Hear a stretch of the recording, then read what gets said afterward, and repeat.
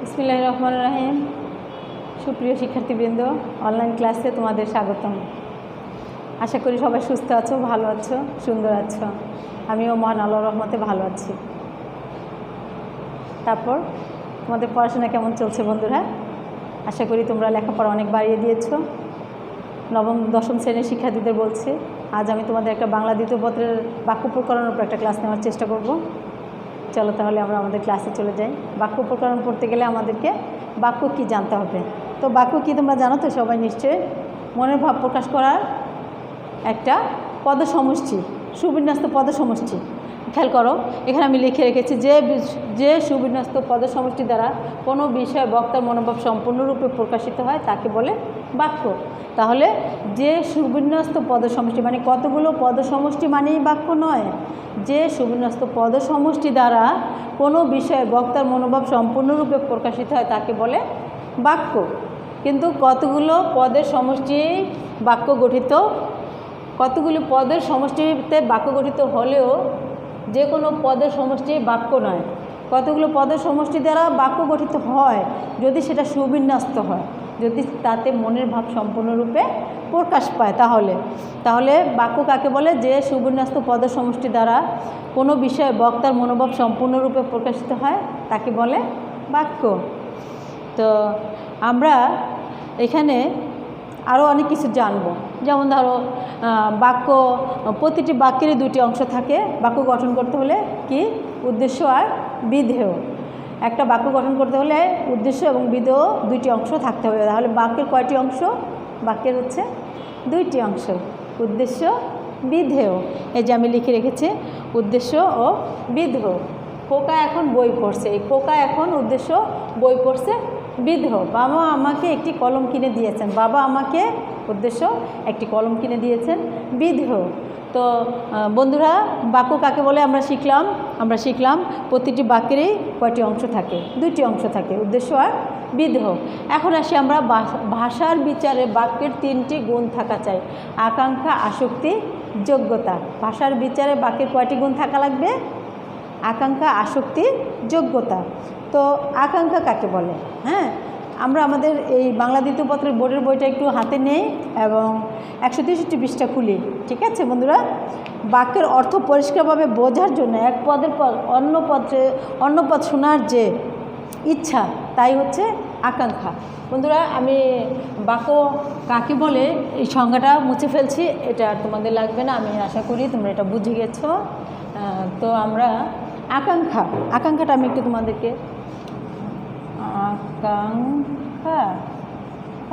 খেয়াল করো, আকাঙ্ক্ষার উদাহরণটা আমি একটু দেখাবো।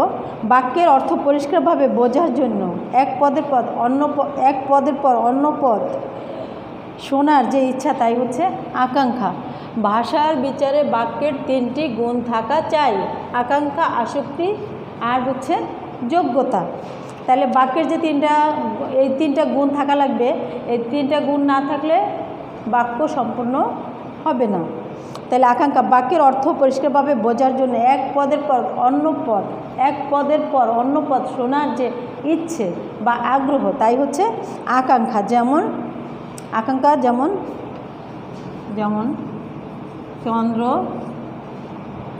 চন্দ্র, খেয়াল করো,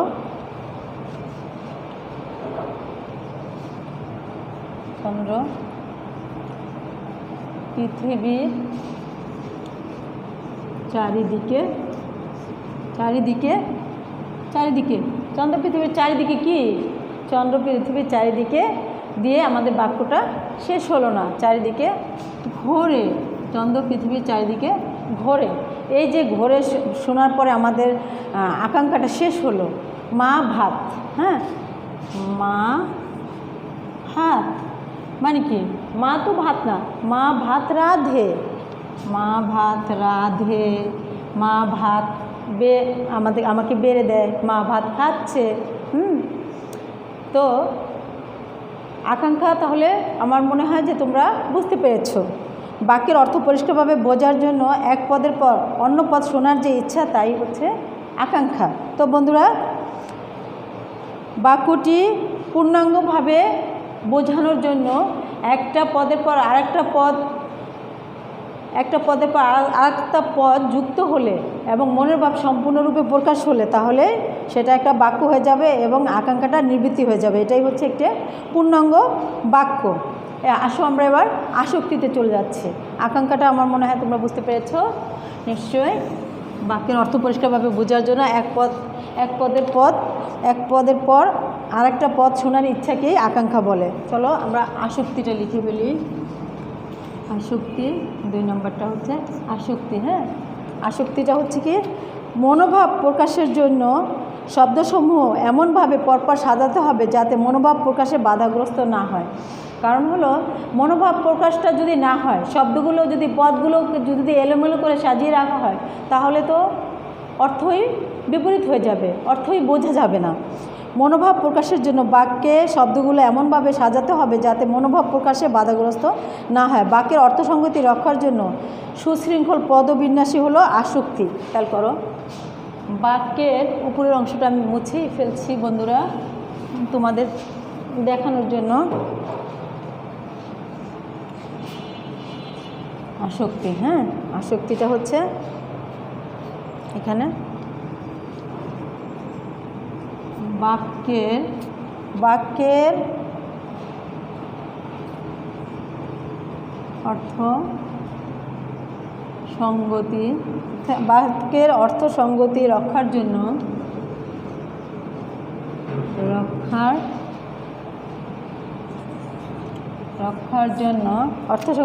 জন্য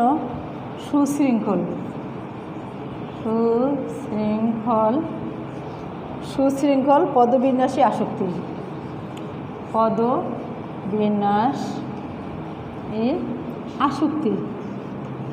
তাহলে বন্ধুরা, বাক্যের অর্থসঙ্গতি রক্ষার জন্য সুশৃঙ্খল পদবিন্যাসী হচ্ছে আসক্তি।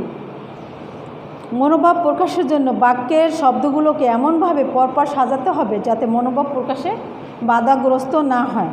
তার মানে কি, বাক্যের অর্থসঙ্গতি রক্ষার জন্য সুশৃঙ্খল পদবিন্যাসী হচ্ছে আসক্তি। এখানে দেখো তোমাদের বোর্ডের বইটার মধ্যে একটা সুন্দর উদাহরণ দেওয়া আছে। কাল বিতরণী হবে উৎসব, স্কুল আমাদের পুরস্কার অনুষ্ঠিত হয়। এই যে কাল বিতরণী হবে উৎসব, স্কুলে আমাদের পুরস্কার অনুষ্ঠিত হবে, এই কথাটা দিয়ে কিছুই বোঝা যাচ্ছে না। কাল বিতরণী হবে উৎসব, স্কুলে আমাদের পুরস্কার অনুষ্ঠিত হবে। আর কথাটা যদি এমন হয় যে কাল আমাদের স্কুলে পুরস্কার বিতরণী উৎসব অনুষ্ঠিত হবে, তার মানে কি বাক্যটি আসক্তি সম্পন্ন হলো। আর আমরা যদি ওইভাবে বলি কাল বিতরণী, খেয়াল করো বন্ধুরা, কাল বিতরণী হবে উৎসব, কাল বিতরণী হবে উৎসব,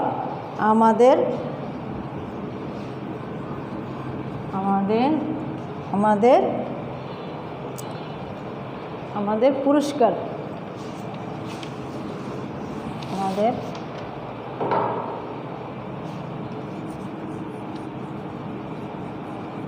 পুরস্কার, অনুষ্ঠিত, হ্যাঁ, কি হলো কথাটা, কাল বিতরণী হবে উৎসব, আমাদের পুরস্কার অনুষ্ঠিত। কিছুই বোঝা যাচ্ছে না, কেমন যেন একটা এলোমেলো ব্যাপার স্যাপার, তাই না? তাহলে এই বাক্যটা হচ্ছে কাল আমাদের স্কুলে পুরস্কার বিতরণী উৎসব অনুষ্ঠিত হবে। এই যে আমি লিখলাম কাল বিতরণী হবে উৎসব, আমাদের পুরস্কার অনুষ্ঠিত, আসলে এটা হবে কাল আমাদের স্কুলে পুরস্কার বিতরণী উৎসব অনুষ্ঠিত হবে। তো বন্ধুরা, বুঝতে পারছো তোমরা যে আসক্তিটা কি? মনোভাব প্রকাশের জন্য বাক্যের শব্দগুলো এমনভাবে পরপর সাজাতে হবে যাতে মনোভাব প্রকাশে বাধাগ্রস্ত হয় না। আর কি, বাক্যের অর্থসঙ্গতি রক্ষার জন্য সুশৃঙ্খল পদবিন্যাসী হচ্ছে তাহলে আসক্তি। তো আসক্তিটা কি আমার মনে হয় তোমরা বুঝতে পেরেছো। চলো আমরা যোগ্যতা, হ্যাঁ, ভাষার বিচারে বাক্যের 3টি গুণ থাকা দরকার: আকাঙ্ক্ষা, আসক্তি, যোগ্যতা। আমরা এখন যোগ্যতাটা লিখে ফেলছি। দেখো বন্ধুরা, যোগ্যতাটা কি?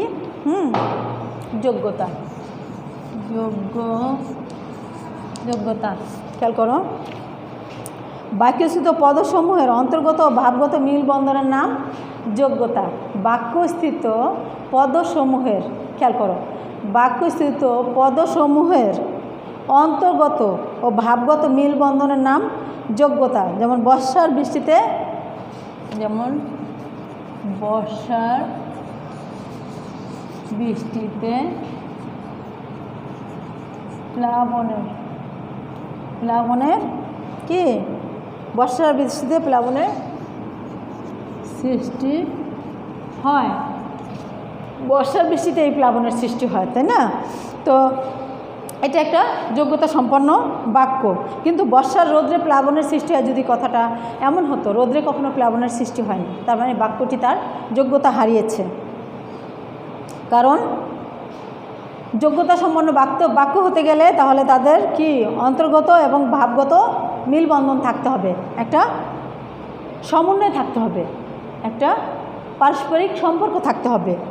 যোগ্যতা কি? তাহলে বাক্যস্থিত পদসমূহের অন্তর্গত ভাবগত মিলবন্ধনের নাম হচ্ছে যোগ্যতা। তো বন্ধুরা, তোমরা আকাঙ্ক্ষা আসক্তির যোগ্যতা কি তোমরা তোমাদের এই বোর্ডের বইটা থেকে আরেকটু দেখে নিও, বারবার চর্চা করো, তাহলে তোমরা অবশ্যই বুঝতে পারবে, তোমাদের অনেক সহজ হবে। হ্যাঁ, তাহলে আমরা এই আকাঙ্ক্ষা আসক্তির যোগ্যতা নিয়ে এতক্ষণ আলোচনা করলাম। এখন দেখো, শব্দের যোগ্যতার সঙ্গে নিম্নলিখিত বিষয়গুলো আবার জড়িত থাকে। একটা হচ্ছে রীতিসিদ্ধ অর্থবাচকতা। প্রকৃতি ও প্রত্যাজাত অর্থ শব্দ সর্বদা ব্যবহৃত হয়। যোগ্যতার দিক থেকে রীতিসিদ্ধ অর্থের প্রতি লক্ষ্য রেখে কতগুলো শব্দ ব্যবহার করা হয়ে থাকে। তোমরা বোর্ডের এই বইটা একটু খোলো, 164 পৃষ্ঠায় চলে আসো বন্ধুরা, খেয়াল করো। দূরবদ্ধতা। হ্যাঁ, দূরবদ্ধতা কি দেখো, অপরিচালিত দূরবদ্ধ শব্দ ব্যবহার করলে বাক্যের যোগ্যতা বিনষ্ট হয়।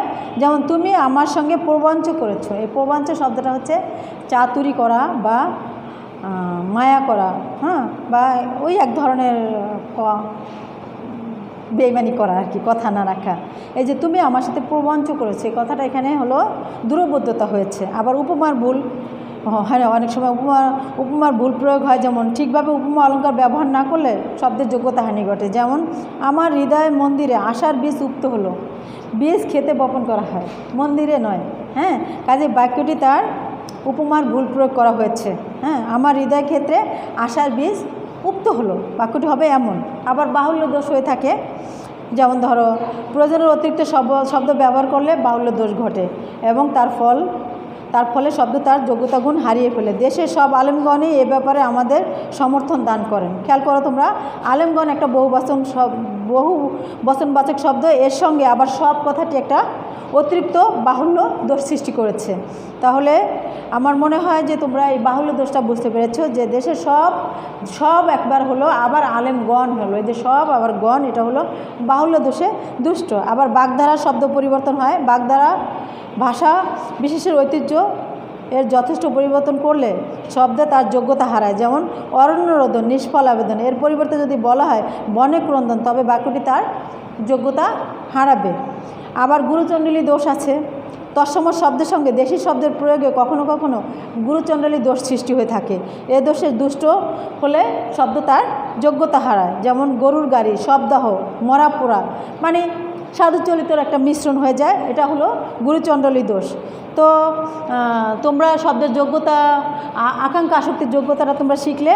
চলো আমরা গঠন অনুযায়ী শব্দের প্রকারভেদটা একটু দেখি।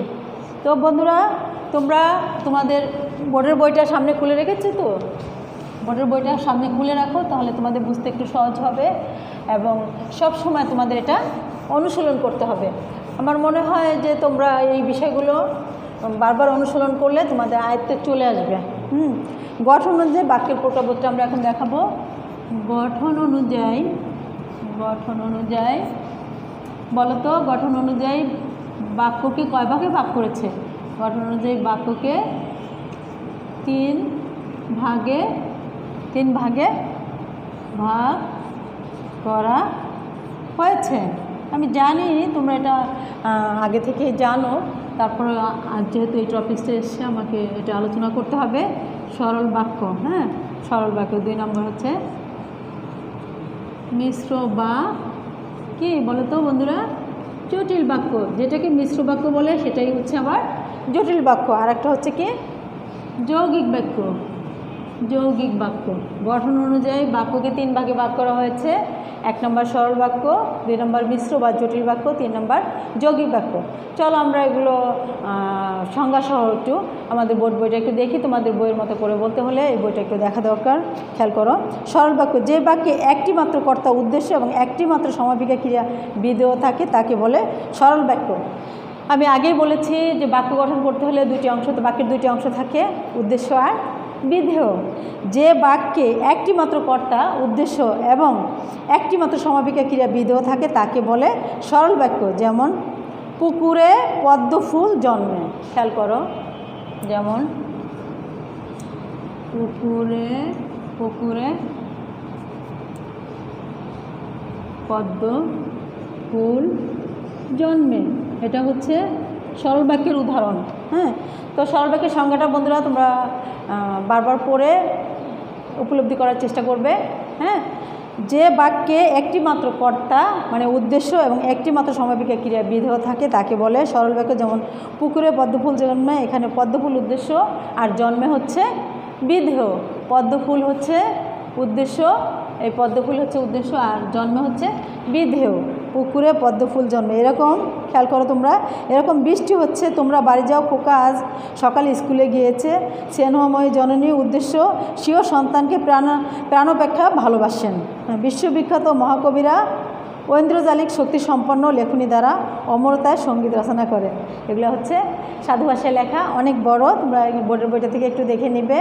এবং আমার মনে হয় যে সরল বাক্য খুবই সোজা, এ নিয়ে আর আলোচনা কিছু নেই, তোমরা পারবে। হ্যাঁ, সরল বাক্য হচ্ছে যেগুলো সাধারণত উদ্দেশ্য আর বিধেয় সম্পন্ন এবং একটিমাত্র কর্তা। একটিমাত্র, এখানে কি সুন্দর করে লেখা আছে, যে বাক্যে একটিমাত্র কর্তা, উদ্দেশ্য এবং একটিমাত্র সমাপিকা ক্রিয়া বিধেয় থাকে তাকে সরল বাক্য বলে। তো বন্ধুরা, সরল বাক্য নিয়ে আমি আরও আলোচনা করব, তার আগে আমরা মিশ্র বা জটিল বাক্যের সংজ্ঞাটা একটু বলে নেই। যে বাক্যে একটি প্রধান খণ্ডবাক্য, এক বা একাধিক আশ্রিত বাক্য, মানে একটা প্রধান খণ্ডবাক্য থাকবে আর এক বা একাধিক আশ্রিত বাক্য পরস্পর সাপেক্ষভাবে ব্যবহৃত হবে তাকে বলে মিশ্র বা জটিল বাক্য। খেয়াল করো, মিশ্র বা জটিল বাক্য, এই যে মিশ্র বা জটিল বাক্য উদাহরণ, যে পরিশ্রম করে সেই সুখ লাভ করে, যে পরিশ্রম করে সেই সুখ লাভ করে, সে যে অপরাধ করেছে তা তার মুখ দেখে বুঝেছি। তো যে বাক্যে একটি প্রধান খণ্ডবাক্য আর একাধিক আশ্রিত বাক্য পরস্পর সাপেক্ষভাবে ব্যবহৃত হয় তাকে বলে মিশ্র বা জটিল বাক্য। এই আশ্রিত খণ্ডবাক্যকে আবার 3 ভাগে ভাগ করেছে। বন্ধুরা, তোমরা একটু বইটা খুলে সামনে রাখো এবং দেখো। আশ্রিত খণ্ডবাক্য 3 প্রকার। ক, বিশেষ্য স্থানীয় আশ্রিত খণ্ডবাক্য, বিশেষণ স্থানীয় আশ্রিত খণ্ডবাক্য, ক্রিয়া বিশেষণ স্থানীয় আশ্রিত খণ্ডবাক্য। খেয়াল করো, বিশেষ্য স্থানীয় আশ্রিত খণ্ডবাক্যটা একটু দেখো। যে আশ্রিত খণ্ডবাক্যে প্রধান খণ্ডবাক্যের যে কোনো পদের আশ্রিত থেকে বিশেষ্য কাজ করে তাকে বিশেষ্য স্থানীয় আশ্রিত খণ্ডবাক্য যেমন বলে। যেমন আমি মাঠে গিয়ে দেখলাম খেলা শেষ হয়ে গিয়েছে। আমি মাঠে গিয়ে দেখলাম খেলা শেষ হয়ে গেছে, 2টা বাক্য এবং 2টা বাক্যে বিশেষ স্থানীয় এবং খণ্ডবাক্য ক্রিয়া কর্মরূপে ব্যবহৃত হয়েছে। তদ্রূপ তিনি বাড়ি আছেন কি না আমি জানি না, ব্যাপারটি নিয়ে ঘাটাঘাটি করলে ফল ভালো হবে না। তাহলে এগুলো সবই হচ্ছে বিশেষ স্থানীয় আশ্রিত খণ্ডবাক্য। আবার বিশেষণ স্থানীয় আশ্রিত খণ্ডবাক্যটা একটু দেখো বন্ধুরা। যে আশ্রিত খণ্ডবাক্য প্রধান খণ্ডবাক্যের অন্তর্গত, যে আশ্রিত খণ্ডবাক্য প্রধান খণ্ডবাক্যের অন্তর্গত কোনো বিশেষ্য বা সর্বনামের, বিশেষণ মানেই তো বিশেষ্য বা সর্বনামের দোষ গুণ অবস্থা প্রকাশ করে তাকে বলে বিশেষণ স্থানীয় খণ্ডবাক্য। যেমন লেখাপড়া করে যে গাড়ি ঘোড়ায় চড়ে সেই। আশ্রিত বাক্যটি সেই সর্বনাম অবস্থা প্রকাশ করেছে। খাঁটি সোনার চাইতেও খাঁটি আমার দেশের মাটি, ধন ধান্যে পুষ্পে ভরা আমাদেরই বসুন্ধরা। তো বন্ধুরা, যে সবাই উপস্থিত, যে সবাই অনুপস্থিত সে বড়ই দুর্ভাগা। খেয়াল করো তোমরা, এটা হচ্ছে বিশেষণ স্থানীয় আশ্রিত খণ্ডবাক্য। তোমরা বারবার অনুশীলন করবে, হয়ে যাবে, অবশ্যই এটা হয়ে যাবে তোমাদের। তোমরা বারবার অনুশীলন করো ক্রিয়া বিশেষণীয় স্থানীয় খণ্ডবাক্য। আর অবশ্যই এগুলো জানতে হলে তোমাদেরকে পদ প্রকরণটা একটু ভালো করে আয়ত্ত করে রাখতে হবে।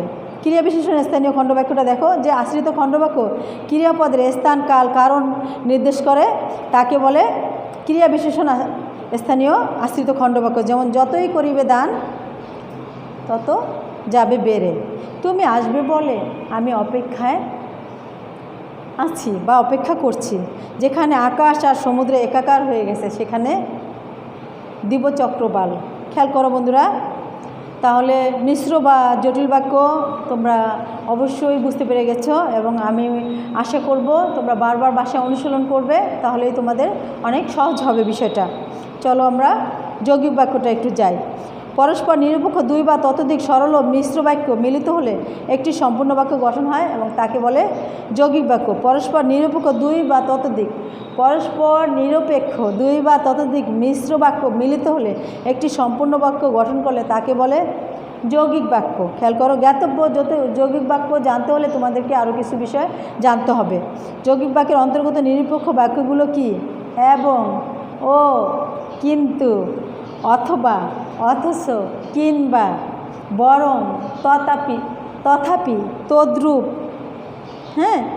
প্রভৃতি অব্যয় যোগ করে সংযুক্ত করবে বা সমন্বিত করবে। সবসময় যৌগিক বাক্যের মধ্যে তোমরা খেয়াল করলে দেখতে পারবে যে এবং, কিন্তু, যেহেতু, সেহেতু, অথচ, তদ্রূপ, কিংবা এরকম থাকবে, বরং। নেতা জনগণকে উৎসাহিত করলেন বটে, কিন্তু কোনো পথ দেখাতে পারলেন না। তার মানে কি? এটা হচ্ছে যৌগিক বাক্য। এই যে তোমাদেরকে আমি বললাম যে বাক্যগুলোর মধ্যে অবশ্যই কিন্তু থাকবে। সম্পূর্ণ পরস্পর নিরপেক্ষ দুই বা ততোধিক সরল ও মিশ্র বাক্য মিলিত হলে একটি সম্পূর্ণ বাক্য গঠন করলে তাকে যৌগিক বাক্য বলে।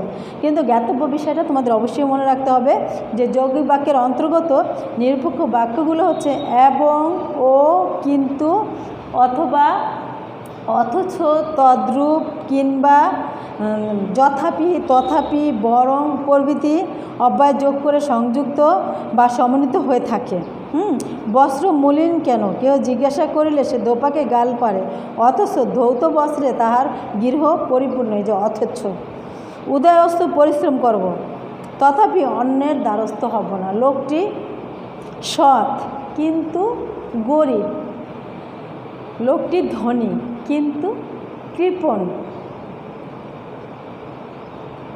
হাসেম কিংবা কাশিমি দায়ী, হাসেম কিংবা কাশিমি দায়ী, হয় হাসেম নতুবা কাশেম দায়ী। হাসেম কাশেম দুজনই নেয়, এই কিংবা দিয়ে কিন্তু ওদেরকে, এটা হচ্ছে যৌগিক বাক্যের একটা উদাহরণ। তো বন্ধুরা, সরল বাক্য গঠন অনুযায়ী বাক্য তিনটা প্রকার আমরা আলোচনা করলাম। সরল বাক্য, মিশ্র বাক্য, যৌগিক বাক্য, প্রত্যেকটার আমরা উদাহরণ দেখালাম। তোমরা বাসায় একটু অনুশীলন করবে এবং বারবার অনুশীলন করলে তোমাদের হয়ে যাবে। চলো আমরা বাক্য রূপান্তরটা একটু আলোচনা করি। বাক্যের কোনোরূপ রূপান্তর না করে এক প্রকারের বাক্যকে অন্য প্রকার বাক্যে রূপান্তর করার নামে হচ্ছে বাক্য রূপান্তর। সরল বাক্যকে মিশ্র বাক্যে রূপান্তরটা দেখো। সরল বাক্যকে মিশ্র বাক্যে পরিণত করতে হলে সরল বাক্যের কোনো অংশকে খণ্ডিত বাক্যে পরিণত করতে হয় এবং উভয়ের সংযোগের বিধানে সম্বন্ধসূচক যদি, তবে, সে প্রভৃতি পদের সাহায্যে উক্ত খণ্ডবাক্য প্রধান বাক্যটিতে পরস্পর সাপেক্ষ করতে হয়। যেমন সরল বাক্য, ভালো ছেলেরা শিক্ষকের আদেশ পালন করে। বন্ধুরা, এটা একটু মুছে ফেলছি। এটা তোমরা অবশ্যই বাসায় বসে বারবার অনুশীলন করবে এবং খাতায় লিখে অনুশীলন করলে তোমাদের এটা মনে রাখতে সুবিধা হবে। খেয়াল করো, আমি লিখলাম ভালো ছেলেরা শিক্ষকের আদেশ পালন করে। এটা হচ্ছে একটা, বুঝতে পেরেছো? এটা কিসের উদাহরণ বন্ধুরা? এটা কি সরল বাক্য না মিশ্র বাক্য বা জটিল বাক্য নাকি যৌগিক বাক্য? আমি জানি এখানে এটা দেখেই তোমরা বুঝে গেছো এবং বুঝতে পেরেছো যে এটা হচ্ছে সরল বাক্য। এটাকে আমরা মিশ্র বাক্যে রূপ দান করব। খেয়াল করো, যারা ভালো ছেলে, যারা ভালো ছেলে তারা শিক্ষকের আদেশ পালন করে। এটা হচ্ছে মিশ্র বা জটিল বাক্য হয়ে গেল। আবার ভিক্ষুককে দান করো। খেয়াল করো, ভিক্ষুককে দান করো, সরল বাক্যের উদাহরণ। এটাকে মিশ্র বাক্য করো, যে ভিক্ষা চায়, যে ভিক্ষা চায় তাকে দান করো।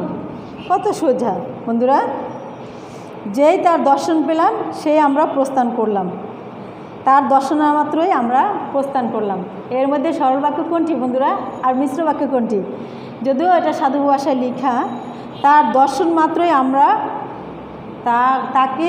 তাকে দেখা মাত্রই আমরা কি চলে গেলাম, তার দর্শন মাত্রই আমরা প্রস্থান করলাম।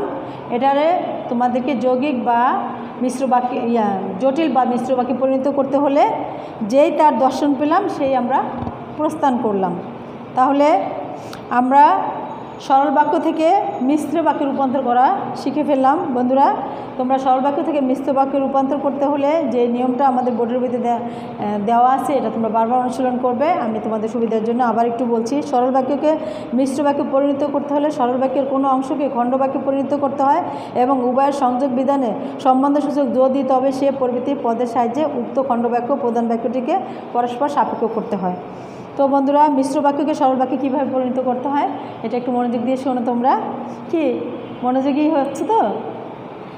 মিশ্র বাক্যকে সরল বাক্যে রূপান্তর করতে হলে মিশ্র বাক্যের অপরতান খণ্ড বাক্যকে সংকুচিত করে একটি পদ বা অন্য বাক্যাংশ পরিণত করতে হয়। যাদের বুদ্ধি নেই তারা একথা বিশ্বাস করবে। আমি একটা মিশ্র বাক্য লিখলাম, যাদের বুদ্ধি নেই তারা একথা বিশ্বাস করবে। এটা মুছে ফেলছি বন্ধুরা। তোমরা যদি একটু মনোযোগী থাকো তাহলে তোমাদের অনেক সহজ হবে বুঝতে। খেয়াল করো, যাদের বুদ্ধি নেই তারাই একথা বিশ্বাস করবে। বন্ধুরা, এটা যেহেতু দুইটা অংশ, আমার বিশ্বাস যে তোমরা এটা বুঝতে পেরেছো যে এটা অবশ্যই জটিল বা মিশ্র বাক্য। খেয়াল করো, এখন এটাকে তুমি সরল বাক্যে পরিণত করবে। নির্বোধরা বা বুদ্ধিহীনরা এই কথা বিশ্বাস করবে। তুমি কি লিখতে চাও? নির্বোধরা লিখতে চাও না বুদ্ধিহীনরা লিখতে চাও? যা লিখতে চাও তুমি লিখতে পারো। বুদ্ধিহীনরা এ কথা বিশ্বাস করবে। তো বন্ধুরা, আরও আছে এখানে, যতদিন জীবিত থাকবো ততদিন এ ঋণ স্বীকার করব। এটা হচ্ছে মিশ্র বা জটিল বাক্য। এটা সরল বাক্য, আজীবন এ ঋণ স্বীকার করব। আজীবন এ ঋণ স্বীকার করবো, এটাকে তুমি মিশ্র বা জটিল বাক্যে পরিণত করতে হলে যত কথাটা নিয়ে আসতে হবে। যতদিন জীবিত থাকবো ততদিন এ ঋণ স্বীকার করব। যে সকল পশু মাংস ভোজন করে তারা অত্যন্ত বলবান। মাংসভোজী পশু অত্যন্ত বলবান। এই যে মাংসভোজী পশু অত্যন্ত বলবান, এটা হচ্ছে সরল বাক্য। এটাকে মিশ্র বা জটিল বাক্যে পরিণত করতে হলে যে সকল পশু মাংস ভোজন করে তারা অত্যন্ত বলবান। তো বন্ধুরা, মিশ্রকে কিভাবে সরল বাক্যে পরিণত করতে হয়, সরলকে কিভাবে মিশ্র বাক্যে পরিণত করতে হয়, এতক্ষণ আমরা সেসব আলোচনা করলাম।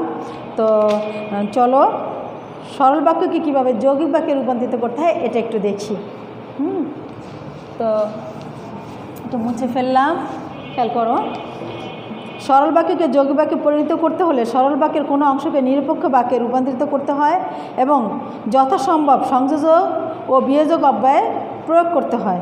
যেমন ধরো, তিনি আমাকে 5 টাকা দিয়ে বাড়ি যেতে বললেন। তিনি আমাকে 5 টাকা দিয়ে বাড়ি যেতে বললেন। খেয়াল করো বন্ধুরা, তিনি আমাকে 5 টাকা দিলেন এবং বাড়ি যেতে বললেন। তিনি আমাকে 5 টাকা দিলেন এবং এই যে জ্ঞাতব্য বিষয়টা যে যৌগিক বাক্যে বলেছিলাম মনে আছে তোমাদের, এবং বাড়ি যেতে বললেন। খেয়াল করো তোমরা, এটা হচ্ছে যৌগিক বাক্যের উদাহরণ। তো প্রথমটা আমি লিখলাম তিনি আমাকে 5 টাকা দিয়ে বাড়ি যেতে বললেন, আর এরপরে আমি লিখলাম তিনি আমাকে 5 টাকা দিলেন এবং বাড়ি যেতে বললেন। তাহলে বন্ধুরা এটা হচ্ছে সরল বাক্য, তোমরা মনে হয় আগেই বুঝতে পেরেছো। আর এটা হচ্ছে যৌগিক বাক্য। আমার বিশ্বাস তোমরা বাসায় লেখাপড়া করো, অনেক বেশি লেখাপড়া বাড়িয়ে দাও, অনেক বেশি অনুশীলন করো, তোমাদের হয়ে যাবে। তারপর একটা দেখো, পরীক্ষায় উত্তীর্ণ হওয়ার জন্য এখন থেকেই তোমার পড়া উচিত, তবেই তুমি পরীক্ষায় উত্তীর্ণ হতে পারবে। আবার আরেকটা সরল বাক্য বলছি, আমি বহু কষ্টে শিক্ষা লাভ করেছি। যৌগিক বাক্য বলছে আমি বহু কষ্ট করেছি, ফলে শিক্ষা লাভ করেছি। তো বন্ধুরা, সত্য কথা বলিনি তাই বিপদে পড়েছি। সত্য কথা না বলে বিপদে পড়েছি, এই যে বললাম সত্য কথা না বলে বিপদে পড়েছি, এটা হচ্ছে সরল বাক্য। আর সত্য কথা বলিনি তাই বিপদে পড়েছি, এটা হচ্ছে জটিল বাক্য। আবার খেয়াল করো, তার বয়স হয়েছে কিন্তু বুদ্ধি পাকেনি, এটা হচ্ছে যৌগিক বাক্য। তার বয়স হয়েছে বুদ্ধি হয়নি, বা তার বয়স হলেও বুদ্ধি হয়নি। আবার দেখো, মেঘ গর্জন করে তবে ময়ূর নৃত্য করে। মেঘের গর্জন করলে ময়ূর নৃত্য করে। তো কীভাবে সরল বাক্য থেকে মিশ্র বাক্য হয়, কীভাবে মিশ্র বাক্য থেকে জটিল বাক্য হয়, আমার মনে হয় তোমরা খানিকটা বুঝতে পেরেছ। তো বন্ধুরা, বাসায় বসে অনুশীলন করবে, অনুশীলনের বিকল্প কিছু নেই। আর বোর্ডের এই বইটার যতগুলো টপিকস আছে, নবম দশম শ্রেণীর শিক্ষার্থীদের বলতেছি, নবমের তো প্রায় অর্ধেকের মতো যতটুকু সিলেবাসে আছে তোমরা সেগুলো একটু আয়ত্ত করতে থাকো। আর দশম শ্রেণীর শিক্ষার্থীদের বলছি যে পুরো বইটাই আয়ত্ত করে ফেলবে। কোনো বিষয়ে সমস্যা থাকলে আগামীতে আমি আবার অন্য ক্লাস নিয়ে আসবো। আগামী ক্লাসে আমি পথ প্রকরণটা তোমাদেরকে দেখাবো।